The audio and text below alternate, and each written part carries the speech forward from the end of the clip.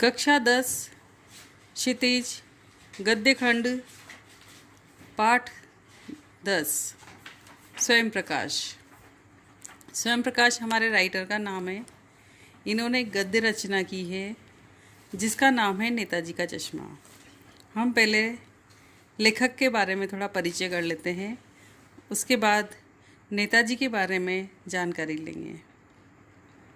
स्वयं प्रकाश का जन्म सन 1947 में इंदौर मध्य प्रदेश में हुआ था। कहाँ पे हुआ था?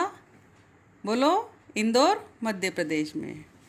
मैकेनिकल इंजीनियरिंग की पढ़ाई करके एक औद्योगिक प्रतिष्ठान में नौकरी करने वाले स्वयं प्रकाश का बचपन और नौकरी का बड़ा हिस्सा राजस्थान में बीता। फिलहाल स्वैच्छिक सेवानिवृत्ति के बाद वे भोपाल में रहते हैं और वसुधा पत्रिका के संपादन से जुड़े हैं।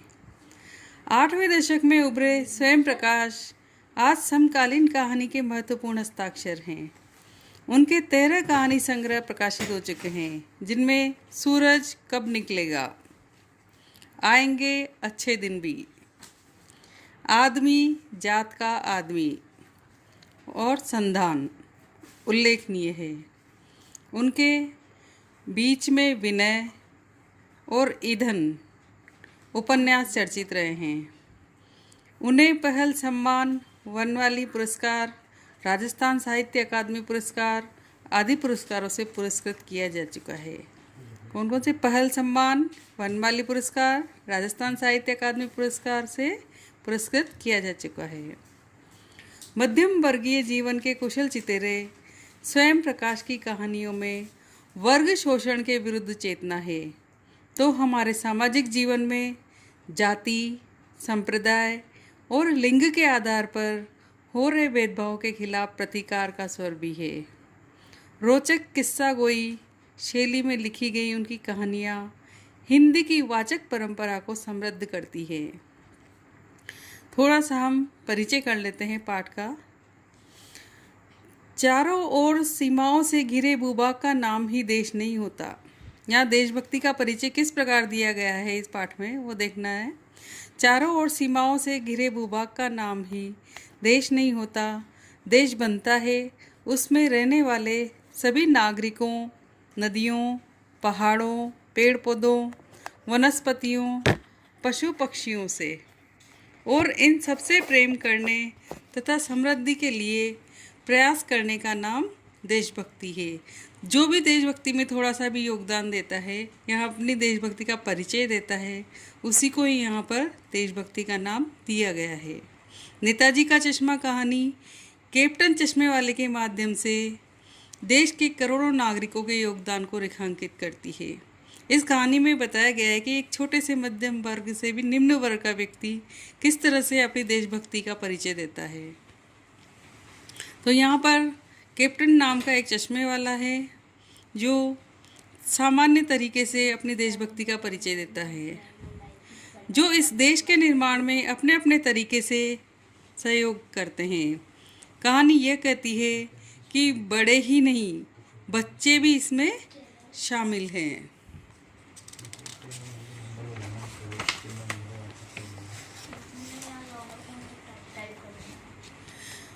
नेताजी का चश्मा। हमारे पाठ का नाम है नेताजी का चश्मा। हालदार साहब को हर 15वें दिन कंपनी के काम के सिलसिले में उस कस्बे से गुजरना पड़ता था। यहाँ हालदार साहब अपनी कहानी बता के माध्यम से इस कहानी को बताया गया है कि वे अपने कंपनी के काम से एक कस्बे से होकर बीच में गुजरा करते थे। कस्बा बहुत बड़ा नहीं था, जिसे पक्का मकान कहा जा सके वैसे कुछ ही मकान, और जिसे बाजार कहा जा सके वैसा एक ही बाजार था। कस्बे में एक लड़कों का स्कूल, एक लड़कियों का स्कूल, एक सीमेंट का छोटा सा कारखाना, 2 ओपन एयर सिनेमा घर और एक ठो नगर पालिका भी थी। नगर पालिका थी तो कुछ न कुछ करती भी रहती थी।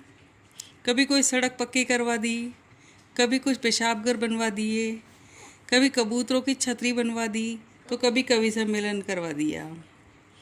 इसी नगरपालिका के किसी उत्साही बोर्ड या प्रशासनिक अधिकारी ने एक बार शहर के मुख्य बाजार के मुख्य चौराहे पर नेताजी सुभाष चंद्र बोस की एक संगमरमर की प्रतिमा लगवा दी। ये कहानी उस प्रतिमा के बारे में है, बल्कि उसके भी एक छोटे से हिस्से के बारे में है। इस कहानी में पूरी एक कहानी की तरह न होकर इसका एक छोटा सा भाग दिया गया है, जो किस तरीके से अपने देशभक्ति का परिचय यहाँ पर देता है। पूरी बात तो अब पता नहीं, लेकिन लगता है कि देश के अच्छे मूर्तिकारों की जानकारी नहीं होने और अच्छी मूर्ति की लागत अनुमान और उपलब्ध बजट से कहीं कुछ ज़्यादा होने के कारण काफ़ी समय उहा-पोह और चिट्ठी पत्री में बर्बाद हुआ होगा और बोर्ड की शासनावधि समाप्त होने की घड़ियों में किसी स्थानीय कलाकार को ही अवसर देने का निर्णय किया गया होगा और अंत में कस्बे के इकलौते हाई स्कूल के इकलौते ड्राइंग मास्टर, मान लीजिए मोतीलाल जी, को ही ये काम सौंप दिया गया होगा, जो महीने भर में मूर्ति बनाकर पटक देने का विश्वास दिला रहे थे। यहाँ पर नगर पालिका की थोड़ी सी लापरवाही का और संकेत किया गया है। इसमें काम तो बहुत अच्छा करना चाहते थे, लेकिन काफ़ी समय जो ऑफिस का काम होता है उसमें काफ़ी समय चिट्ठी पत्री में बर्बाद हुआ और उसके बाद ले देकर जब कुछ समझ में नहीं आया तो एक मास्टर जी को ये काम सौंपा गया कि आप नेताजी की मूर्ति बनवा दें। जैसा कि कहा जा चुका है, मूर्ति संगमरमर की थी। टोपी की नोक से कोट के दूसरे बटन तक कोई 2 फुट ऊंची, जिसे कहते हैं बस्ट, और सुंदर थी। नेताजी सुंदर लग रहे थे, कुछ मासूम और कमसिन, फौजी वर्दी में। मूर्ति को देखते ही दिल्ली चलो और तुम मुझे खून दो वगैरह याद आने लगते थे। जैसे हम मूर्ति को देखते हैं नेताजी को, तो नेताजी से जुड़ी हर एक बात हमें याद आने लगती है। उसी प्रकार यहाँ पर नेताजी के नारे दिल्ली चलो और तुम मुझे खून दो के नारे उनको याद आने लगे। इस दृष्टि से ये सफल और सराहनीय प्रयास था। केवल एक चीज़ की कसर थी जो देखते ही खटकती थी। नेताजी की आंखों पर चश्मा नहीं था, यानी चश्मा तो था लेकिन संगमरमर का नहीं था।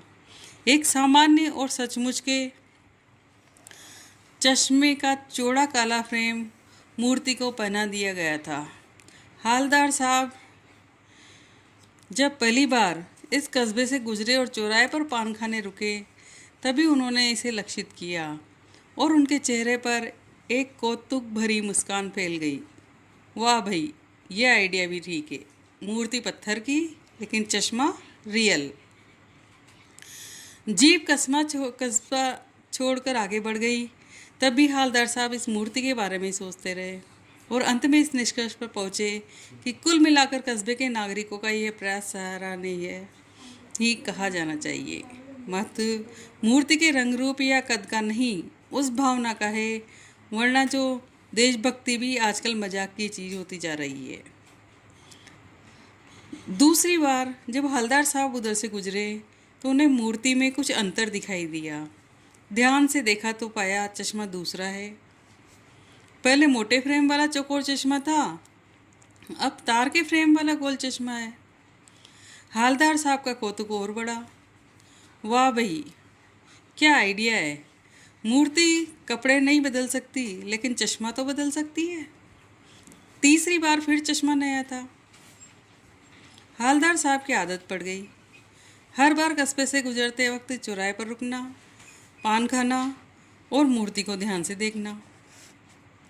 एक बार जब कौतूहल दुर्दमनीय हो उठा तो पान वाले से पूछ लिया, क्यों भाई, क्या बात है, ये तुम्हारे नेताजी का चश्मा हर बार बदल कैसे जाता है। पान वाले के खुद के मुंह में पान ठुसा हुआ था। वह एक काला मोटा खुश मिजाज आदमी था।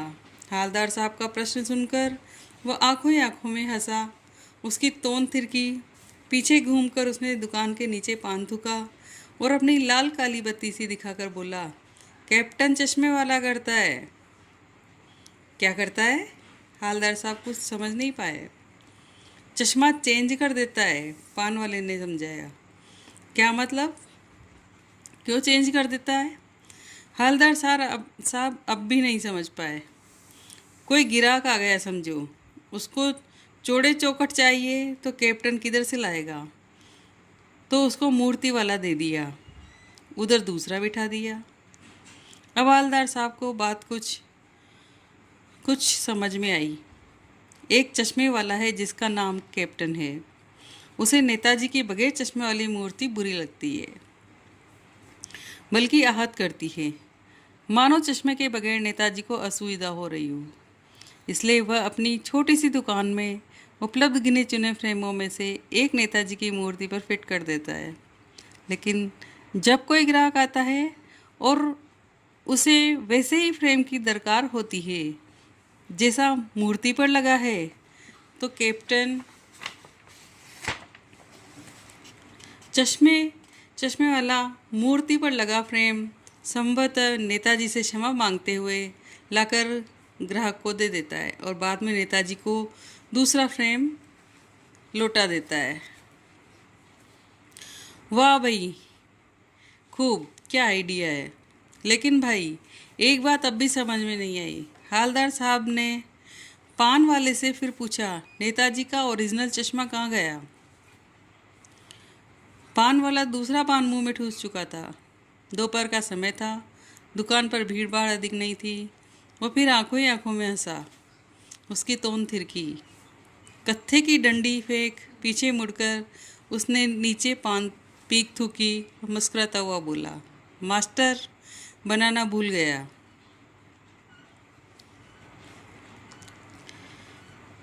पान वाले के लिए ये एक मज़ेदार बात थी, लेकिन हालदार साहब के लिए चकित और द्रवित करने वाली। यानी वह ठीक ही सोच रहे थे। मूर्ति के नीचे लिखा, मूर्तिकार मास्टर मोतीलाल। वाकई कस्बे का अध्यापक था। बेचारे ने महीने भर में मूर्ति बनाकर पटक देने का वादा कर दिया होगा। बना भी ली होगी, लेकिन पत्थर में पारदर्शी चश्मा कैसे बनाया हो जाए, कांच वाला, ये तय नहीं कर पाया होगा। या कोशिश की होगी, असफल रहा होगा, या बनाते बनाते कुछ और बारीकी के चक्कर में चश्मा टूट गया होगा, या पत्थर का चश्मा अलग से बनाकर फिट किया होगा और वह निकल गया होगा। उफ! हालदार साहब को यह सब कुछ बड़ा विचित्र और कौतुक भरा लग रहा था। इन्हीं ख्यालों में खोए खोए पान के पैसे चुकाकर चश्मे वाले की देशभक्ति के समक्ष नतमस्तक होते हुए वह जीप की तरफ चले। फिर रुके, पीछे मुड़े और पान वाले के पास जाकर पूछा, क्या कैप्टन चश्मे वाला नेताजी का साथी है या आज़ाद हिंद फौज का भूतपूर्व सिपाही? पान वाला नया पान खा रहा था। पान पकड़े हाथ को मुंह में 1.5 इंच दूर रोककर उसने हालदार साहब को ध्यान से देखा, फिर अपनी लाल काली बत्ती सी दिखाई और मुस्कुराकर बोला, नहीं साहब, वो लंगड़ा क्या जाएगा फौज में, पागल है पागल। वो देखो, वो आ रहा है, आप उसी से बात कर लो, फोटो वोटो छपवा दो कहीं उसका कहीं। हालदार साहब को पान वाले द्वारा एक देशभक्त का इस तरह मजाक उड़ाया जाना अच्छा नहीं लगा। मुड़कर देखा तो अवाक रह गए। एक बेहद बूढ़ा मरियल सा लंगड़ा आदमी, सिर पर गांधी टोपी और आँखों पर काला चश्मा लगाए, एक हाथ में छोटी सी संदूकची और दूसरे हाथ में एक बांस पर टंगे बहुत से चश्मे लिए अभी अभी एक गली से निकला था और अब एक बंद दुकान के सहारे अपना बांस टिका रहा था। तो इस बेचारे की दुकान भी नहीं फेरी लगाता है। हालदार साहब चक्कर में पड़ गए। पूछना चाहते थे, इसे कैप्टन क्यों कहते हैं, क्या यही इसका वास्तविक नाम है? लेकिन पान वाले ने साफ बता दिया था कि वह अब इस बारे में और बात करने को तैयार नहीं। ड्राइवर भी बेचैन हो रहा था, काम भी था। हालदार साहब जीप में बैठकर चले गए। 2 साल तक हालदार साहब अपने काम के सिलसिले में उस कस्बे से गुजरते रहे और नेताजी की मूर्ति में बदलते हुए चश्मे को देखते रहे। कभी गोल, चश्मा होता तो कभी चौकोर, कभी लाल, कभी काला, कभी धूप का चश्मा, कभी चश्मे वाला गोगो चश्मा, कांचों वाला गोगो चश्मा, पर कोई न कोई चश्मा जो होता जरूर। उस धूल भरी यात्रा में हवलदार साहब को कौतुक और प्रफुल्लता के कुछ क्षण देने के लिए। फिर एक बार ऐसा हुआ कि मूर्ति के चेहरे पर कोई भी कैसा भी चश्मा नहीं था। उस दिन पान की दुकान भी बंद थी, चौराहे की अधिकांश दुकानें भी बंद थी। अगली बार भी मूर्ति की आंखों पर चश्मा नहीं था। हवलदार साहब ने पान खाया और धीरे से पान वाले से पूछा, क्यों भाई, क्या बात है? आज तुम्हारे नेताजी की आंखों पर चश्मा नहीं है? पान वाला उदास हो गया। उसने पीछे मुड़कर मुंह का पान नीचे थूका और सिर झुकाकर अपनी धोती के सिरे से आंखें पोंछता हुआ बोला, साहब, कैप्टन मर गया। और कुछ नहीं पूछ पाए हवलदार साहब। कुछ पल चुपचाप खड़े रहे, फिर पान के पैसे चुकाकर जीप में आ बैठे और रवाना हो गए। बार बार सोचते क्या होगा उस कौम का जो अपने देश की खातिर घर गृहस्थी, जवानी, जिंदगी सब कुछ होम देने वालों पर भी हंसती है, अपने लिए बिकने के मौके ढूंढती है। दुखी हो गया। 15 दिन बाद फिर उसी कस्बे से गुजरे। कस्बे में घुसने से पहले ही ख्याल आया कि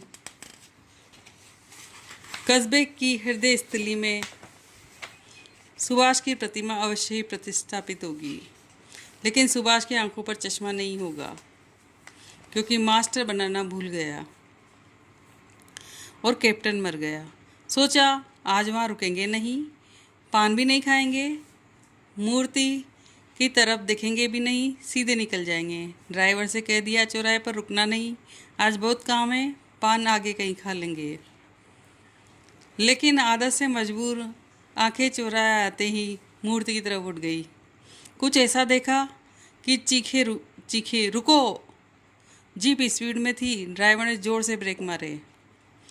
रास्ता चलते लोग देखने लगे। जीप रुकते न रुकते हवलदार साहब जीप से कूदकर तेज तेज कदमों से मूर्ति की तरफ लपके और उसके ठीक सामने जाकर टेंशन में खड़े हो गए। मूर्ति की आंखों पर सरकंडे से बना छोटा सा चश्मा रखा हुआ था, जैसा बच्चे बना लेते हैं। हवलदार साहब भावुक है। इतनी सी बात पर उनकी आंखें भर आई।